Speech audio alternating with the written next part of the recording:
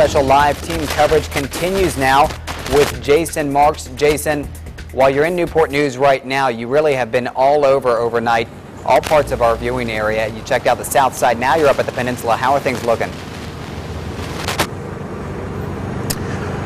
Well, David, I can tell you this one little area here in the Fort Eustis area really took it hard. This neighborhood, we've seen not one, not two, but 3 houses now that have had trees blow on top of them. Right after we came to you at 6:30, a 10 on your side viewer stopped by and told us, hey, you need to check out the house on Longleaf Lane, and you can see this one, the tree really coming from the back of the home, falling on top of the house, and we've seen this throughout the entire Hampton Roads area. This time around, it wasn't dangerous lightning or flooded streets that did the damage. It was all about the fierce winds that blew in even before the storm hit. 10 on your side spent the overnight hours looking for damage from the south side to the peninsula. In Portsmouth, the strong winds knocked over this tree in Old Town. As you can see, it almost landed directly on this truck.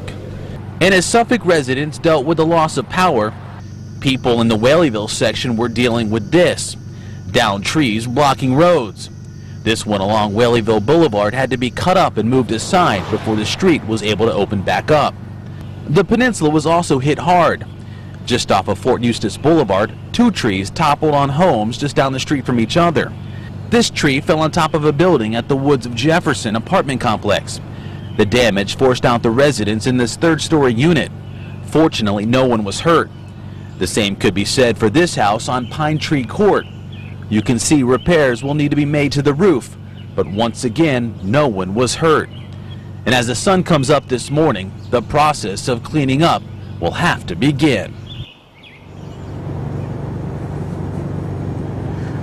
Yeah, and we're talking about 3 trees on those 2 houses and also that apartment complex, literally within a 5-mile radius. I mean, they're just right next to each other. This one, also the one on Pine Tree Lane, Pine Tree Court, both those homes are going to be condemned. They've already been condemned by the city. But the good news in all of this, obviously we're talking about property. We did check in with the area police department and dispatchers throughout the overnight hours, and we had no reports of any injuries. So, but obviously this will have to be fixed. But the good news is no injuries. That's the latest here at Newport News. Jason Marks, 10 on your side. Yeah, Jason, it's great news that there are no injuries. A lot of folks on our Facebook page are wondering, and you know, you have been covering this since the overnight hours. You were here, you know, from Virginia Beach. You were Skyping in. Don Slater was here in the middle of the night. I was here checking in on outages. And folks are wondering, as far as roadways are concerned, when you were driving up there, I mean, you literally have been across south side end of the peninsula. Any issues as far as getting through certain areas?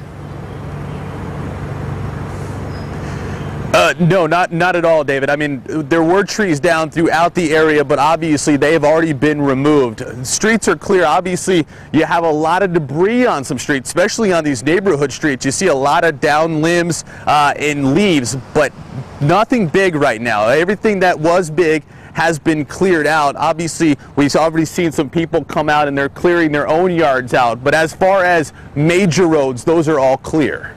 All right, Jason, we appreciate it. A long night for you, a long night for photojournalist Chris Omahan. It's going to be a long day with this heat for a lot of folks cleaning up this morning. We appreciate your coverage this morning.